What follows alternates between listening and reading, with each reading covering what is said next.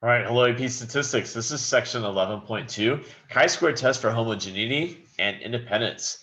You'll need your note sheet, your graphing calculator, paper, pencil. Once you got them, you'll be set. All right, so chi-square test for homogeneity. I'm going to look at ASU men's basketball team, okay? And I'm going to underline this. It says the curtain of distraction. If you've never seen this, you need to Google it, all right? Look it up. In fact, it doesn't hurt if you even look up Michael Phelps.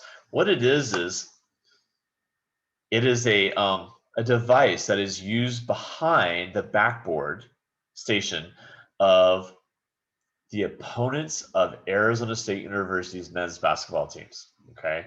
And what they'll do is the opponents will be shooting free throws in front of our student section. And in the middle of that free throw process, our student section will have this giant curtain. They will open up, and a student will jump out wearing some silly costume and will dance around and hopefully distract the opposing player into making a bad shot. Okay. Now, sometimes they still make them, sometimes they don't. Okay, it just kind of depends on how creative this specific student is or how weak-minded the player is. All right. We've actually had some special celebrities who have joined the student section to be part of this curtain of distraction. We've had some Arizona Diamondback baseball players, including one terrific athlete who's is not a baseball player, but Michael Phelps actually participated. So if you want a really good representation, look up curtain of distraction. Michael Phelps, you're going to see what it's all about. Okay. Now, the coach of Arizona State wanted to know the effects of free throws against different teams. Okay. Did different universities respond differently to this curtain of distraction? Okay. So we took separate samples of different universities and analyzed them at a 1% level, significance level. Okay, we will assume the outcomes from each of the respective populations were randomly selected, okay, for the free throw shots at the bank, which is the name of the arena that Arizona State plays in.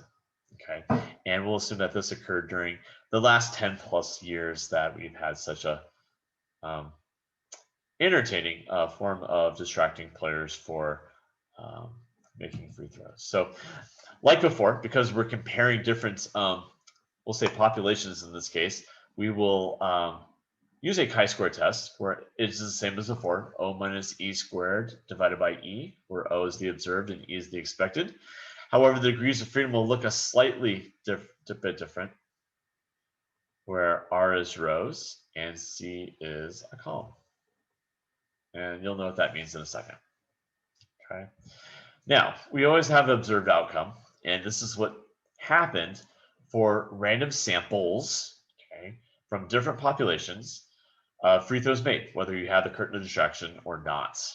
Okay. And so we took a random sample of a total of 45 from Tucson. We took a random sample of 105 from Oregon, and the last one is of USC. Okay, and again, these are separate samples from unique populations. Okay, because again, you cannot be part of both teams, if that makes sense.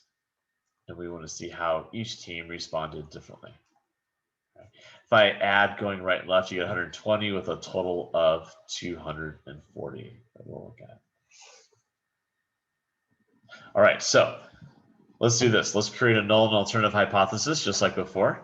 And we're going to assume that there's no difference between school, okay, and whether they made more or less free throws with the curtain of distraction proportionally. There's no difference in the distribution of, I'm going to say free throws made, okay, with or without the curtain of distraction, okay, based off the university that the athletes went to. Okay.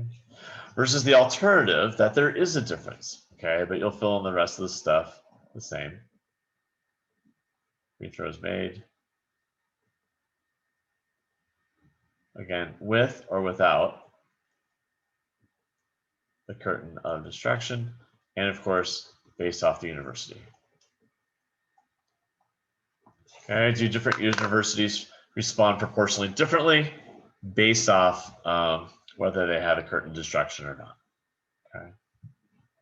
All right, conditions. Now you'll notice this is plural for random samples because, again, in this case, I have different populations. Okay, so I have one for Tucson, one for Oregon, one for USC. I'm pulling separate samples from each of the distinct groups of people. And so does it say that? Assume the outcomes are random free throw shots. I'm going to say yes. Okay, and it should be from each school. It does say that you're using separate samples. Okay, so we'll assume that those are random. Okay, 10% rule for N. Now I have 3 N's here. I have one for Tucson. I'll put a T for that, and that is 45. I'm going to assume that's less than or equal to 1/10. I'll just say all free throws. Okay, from Tucson. Okay, and since it's during a 10+ year period, I assume we're okay. Oregon, same thing. I got 105 is less than or equal to 1/10. Okay. All free throws from Oregon.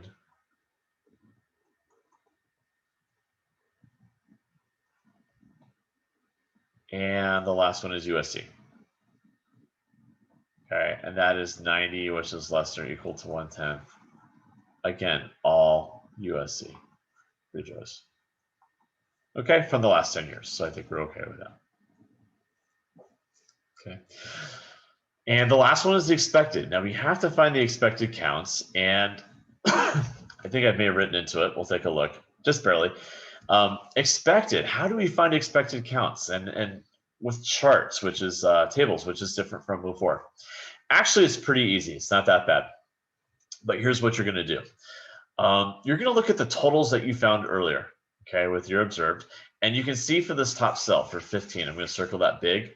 That's going to have a respective expected count for that observed count, okay? And how do you find it? Well, you're going to take the row total times the column total divided by the overall, okay? So I'll just say your column total is 45 for that cell. Your row total is 120, and you'll divide it by the overall total, which is 240. Okay. And let's see, what does that give us? That gives us 22.5, I think. Okay. Now, is that close to this? Yeah, not too close. At least not that one. Okay. Next one, 45. Okay. This one up here, I'll put a box around it. Okay, same thing. Column total. Okay. Times row total.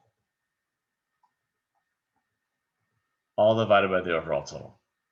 Okay, and that will give you 52.5. All right, and the last one is 90 times 120 over 240. Do all that math and you get, I think, 45. Okay, now a lot of people will want to ask, do I have to show this work? They're not going to look for it, mark you wrong if you don't. However, they may ask you specifically during certain times, how do you find the expected value for, say, an Oregon player that made a free throw with a curtain destruction? Okay, and you may have to calculate it that way. Okay, for the sake of time, we'll do the same thing down here. You're going to get the same numbers: 22.5, 52.5, and 45. Okay, and it's actually the same math as before.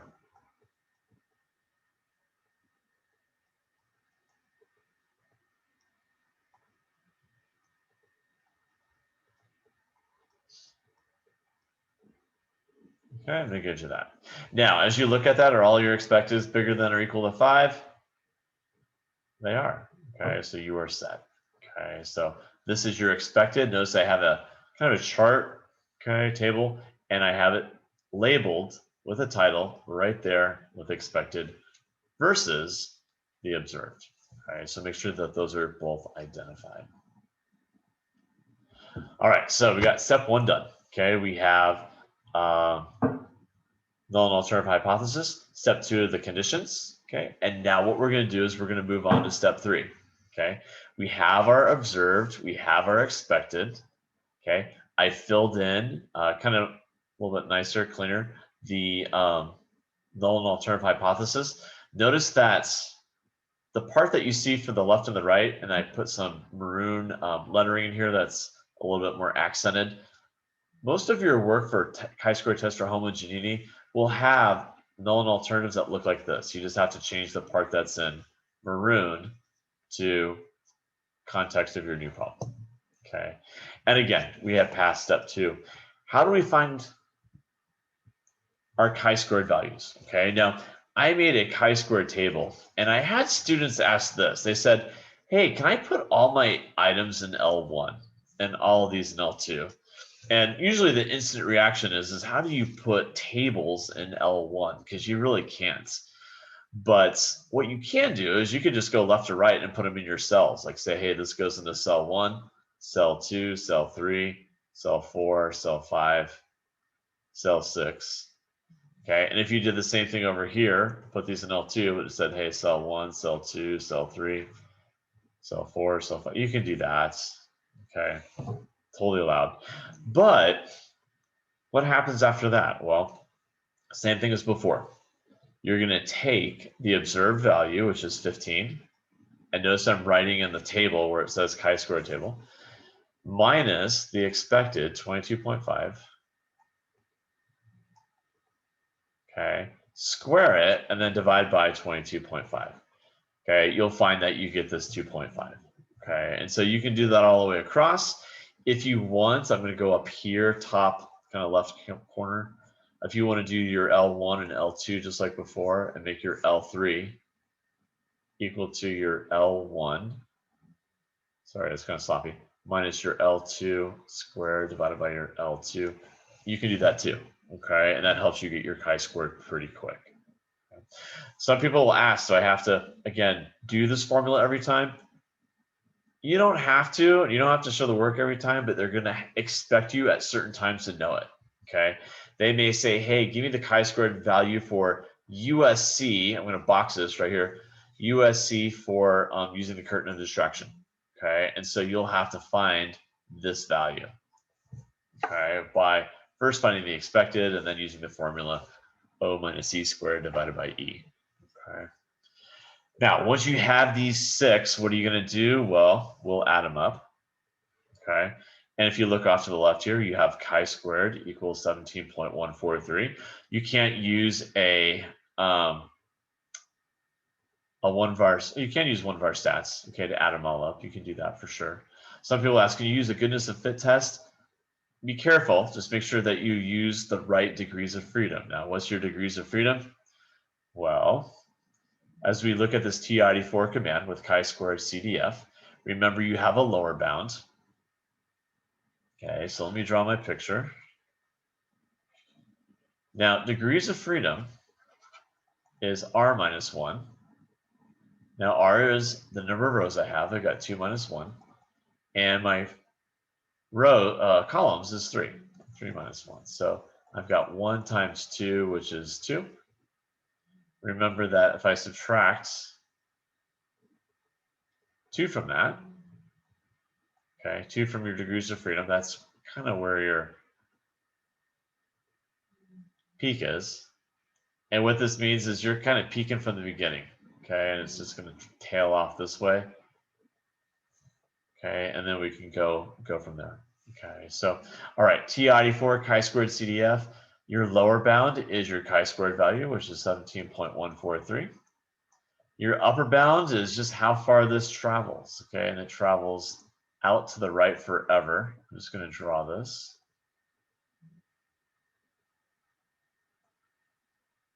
Okay, so I'm going to put thousands. And your degrees of freedom. So this is new to us. You can look off here in the bottom left-hand corner. Degrees of freedom is number of rows I have. I've got 2 rows times C minus 1. And C is column, so I have 3. And so I have 1 times 2, which is 2. So that would be right here. Make sure you show both items, the part I've drawn in red behind the chi-squared Cdf, the TI-84. Okay, and then make sure you label the LB for lower bound, upper bound, and degrees of freedom. They want that. Okay. Now, when I did this, okay, I got to this chi-squared CDF just like before, just like the last section, and I have it just barely hidden. Sorry about that. Okay, the 17.431 is listed. There's 1,000 just like before. Degrees of freedom is 2. Okay, based off this R minus 1, C minus 1, way down here on the bottom left.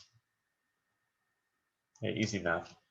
And then when you paste that all in, you get a value that is about 0. Okay, so again, chi-squared value we found.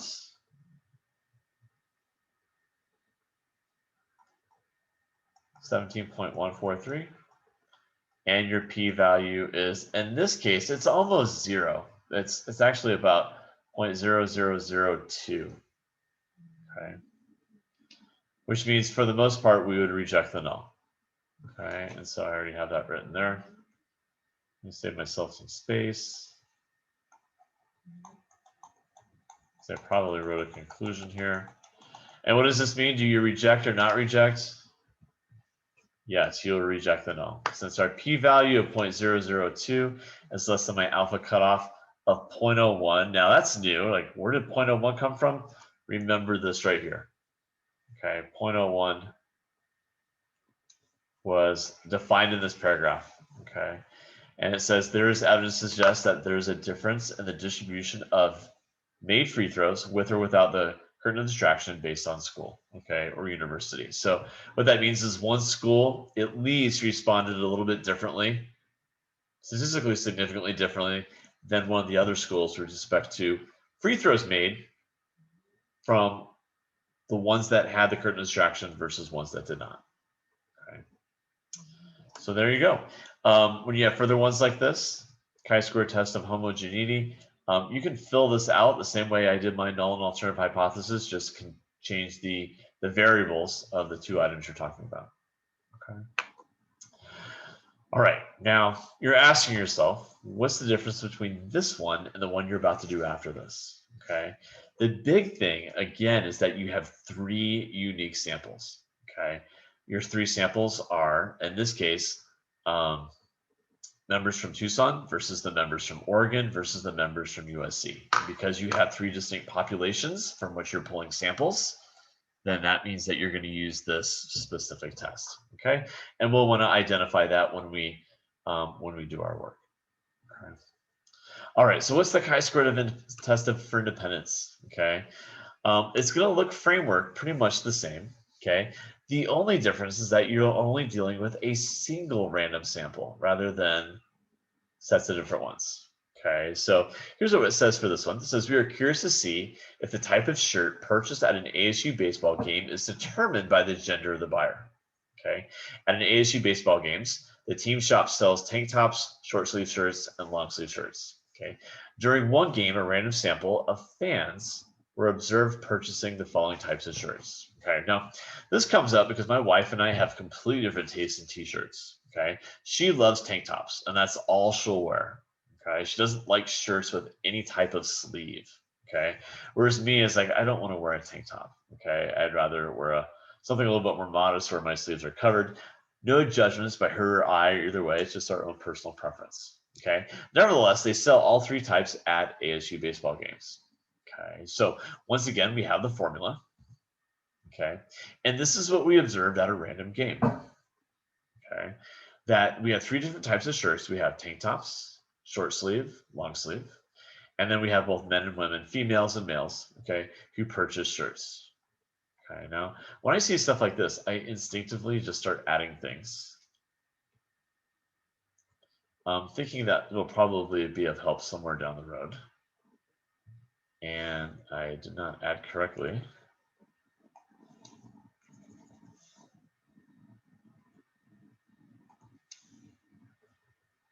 All right, so this is 210 and this is 90, 270. So I think we get 480. Okay, and so 4080 is our overall total. By the way, we've had 2 Arizona State University problems. I am wearing my ASU necktie with this presentation. Oftentimes people who don't see the Arizona State part, okay, will ask if it's a Harry Potter tie. And while I've read all the books, it is not a Harry Potter tie, even though I am a fan. So, all right, so here's where we're at. Those are our observed values. And we can find the expected by doing the same thing. So remember, for like 120, if I wanted the expected for this, it's 200 times 210 divided by 480. And you can do that 6 times if you want. Okay. And we'll do that in a moment. But let's look at our null and alternative hypothesis. Okay. Because we're dealing with chi-square test of independence. Okay. And we're dealing with just a single random sample for all of our data. Okay, we're going to identify our Ho and Ha, our null and alternative hypothesis, a little bit differently. Okay, and so I'm going to start this again with a no. There's no association between t-shirt type of t-shirt purchased.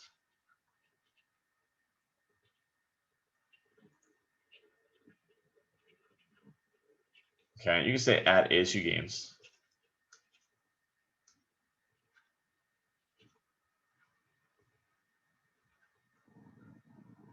Okay, versus gender.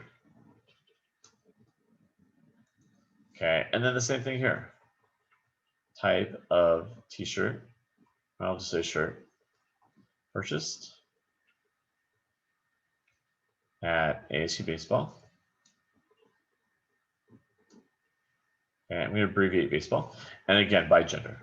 Okay, so one says there is no association, the other one says there is. Now, what this means, if you say no association, it means that your fractions are actually the same. Okay, that the one for men versus women with respect to these types of shirts will all be the same. If you say there is an association, that means that one gender will like one type of shirt more than the other, which means the proportions will not be balanced based off those respective choices. Okay, so first of all, do we have a random sample? And the answer is yes. And we only need one. Okay. The 10% for rule for all n. Now, I don't have to do separate random samples. Okay. This was all from one giant population of players, or sorry, fans from an ASU baseball game. Okay. So I've got 480. And I'm going to assume that's less than or equal to 1/10, all the fans at this game.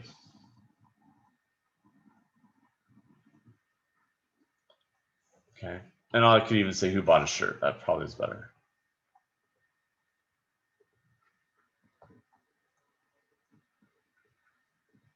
Who bought a shirt?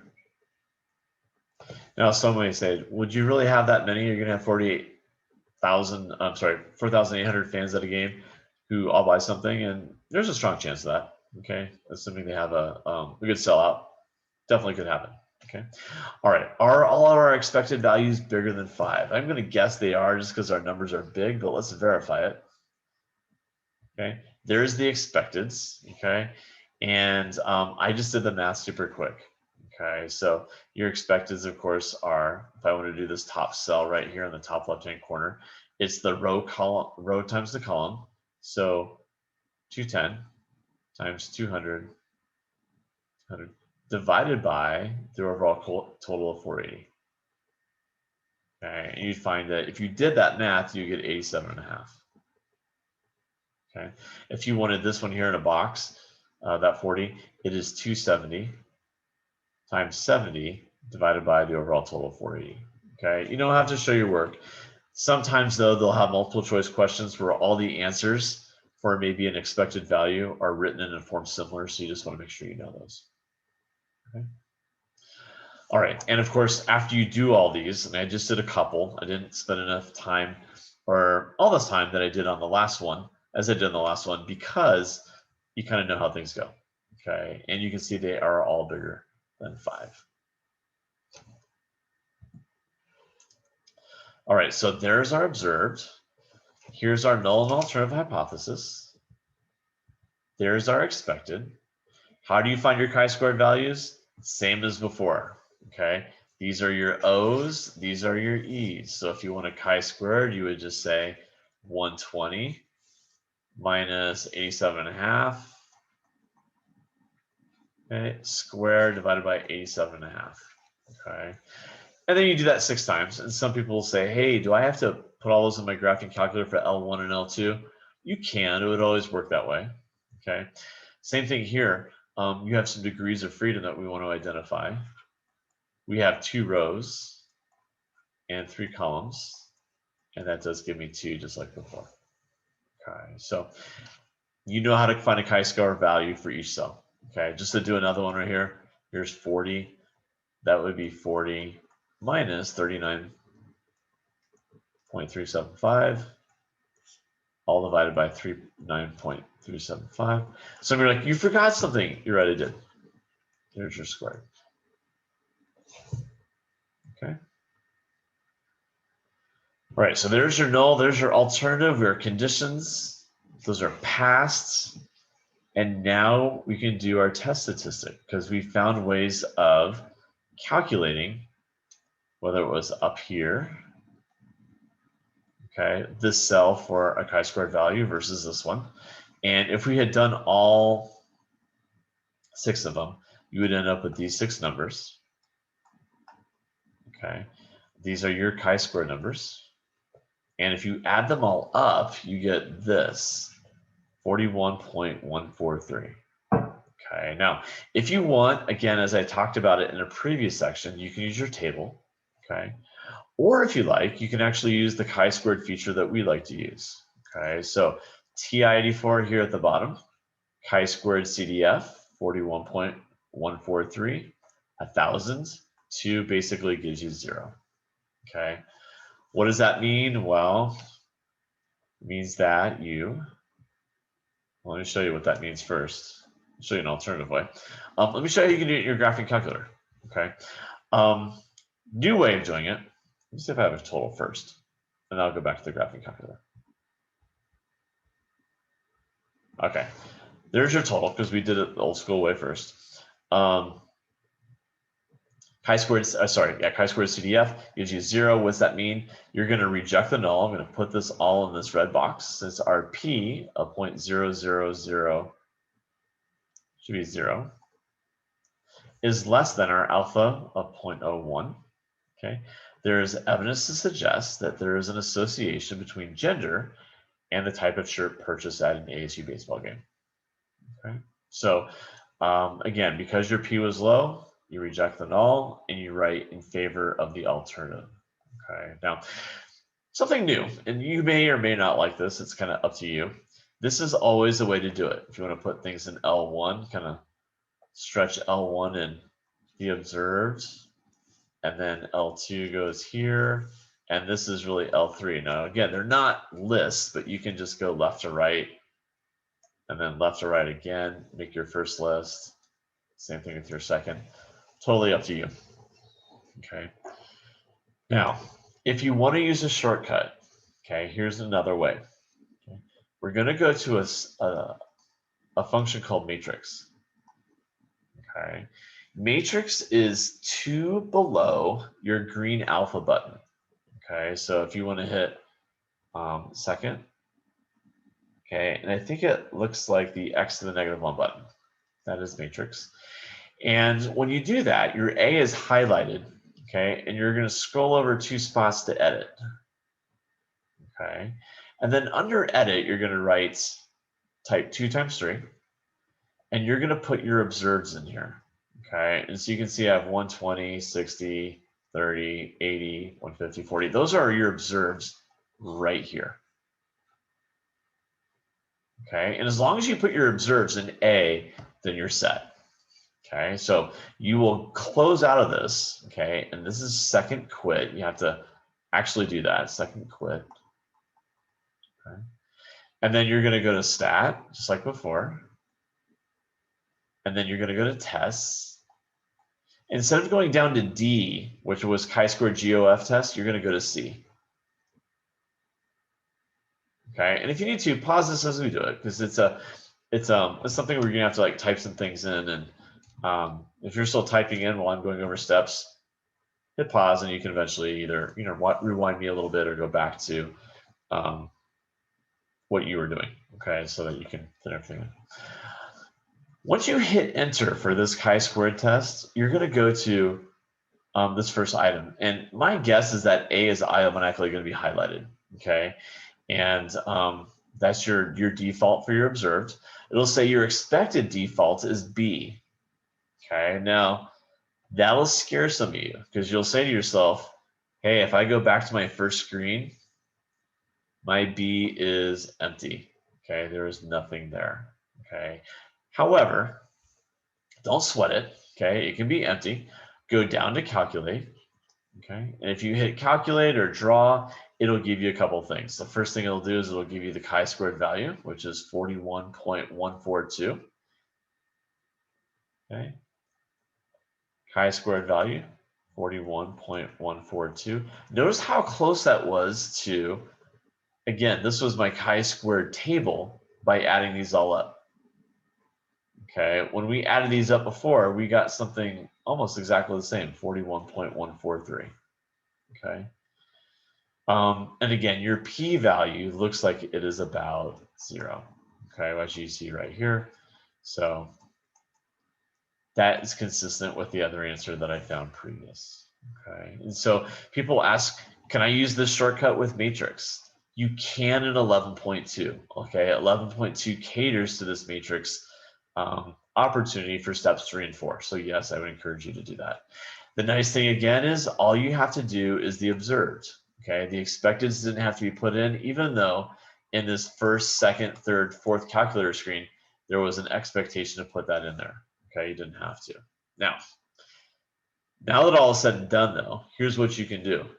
You can go back, right, and go hit, I'm going back to this screen here, go to second and go to matrix, okay?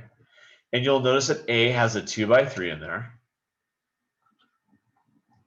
A has a 2 by 3. And you'll notice B, even though you didn't put anything in there, also has a 2 by 3.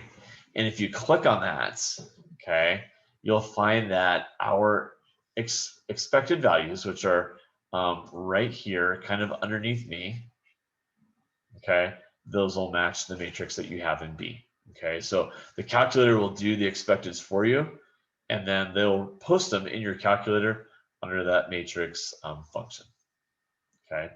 Now some students will say this. They'll say, "Hey, can I do that part last? If I can put all my observes from the very beginning, okay, into my matrix and go through the entire test, can I do that and then maybe worry about the conditions at the end where the matrix is required for maybe showing the expecteds for that e is greater than or equal to 5?" And the answer is yes. Okay, you can do your conditions at the end, okay, if you want to use the matrix feature, because it'll do the expected for you at the very end. Okay, it's totally up to you.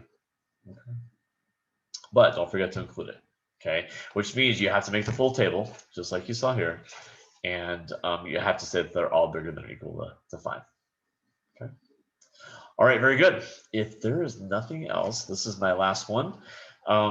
Last question people ask is, do you have to identify chi-square test of independence versus goodness of fit, which was 11.1, versus homogeneity? You do. Okay, you do have to label those. And again, you're going to have to do that anyways, because you have to talk about samples in your conditions, and you just want to make sure you pick the right type of samples. Okay. All right, very good. I hope you have a good rest of your day. That is the end of 11.2. And if you have any questions, you let me know. There's your assignment if you take statistics through Perry High School. And again, I hope you have a great day.